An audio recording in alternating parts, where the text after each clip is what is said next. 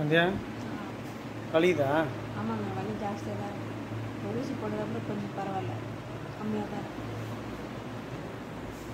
ரொம்ப நாளாக இருக்குது இந்த ஆணிக்கால், ஒரு 5 வருஷமாக இருக்குது. எனக்கு எடுக்கவே முடியும். இன்ஜெக்ஷன் 3 வாட்டி போட்டாங்க, ஆனால் அப்போ கூட அது மரத்து போல அப்படியே வலி தாங்க முடியாமல் எடுத்துட்டாங்க. சரி படு ரெஸ்ட். வலி சாப்பிட்றியா? பூந்தமல்லியில் செட்டியாவத்தம்பதுன்னு ஒரு ஹாஸ்பிட்டல் அங்கே போயிட்டு வந்திருக்கோம்.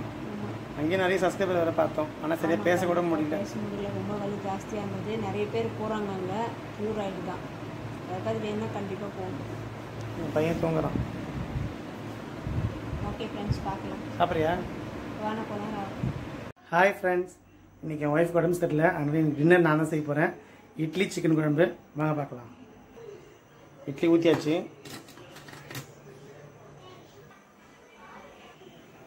கொஞ்சமாக சிக்கன் கிரேவி, கொஞ்சோண்டு சிக்கன் குழம்பு. ஏன்னா எங்கள் அப்பா சிக்கன் குழம்பு சாப்பிடுவாரு, என் பையனுக்கு சிக்கன் கிரேவி. இன்னைக்கு ஃபுல்லாக அவன் காலையிலேருந்து சாப்பிடவே இல்லை. இட்லி வந்துச்சு, எடுத்துடலாம்.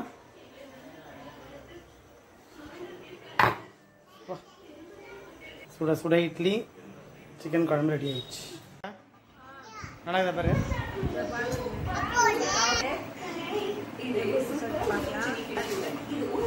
வலி அப்படியே தான் இருக்கு, நாளைக்கு தான் சரியாகும். ஓகே ஓகே, பாய் செப்பு.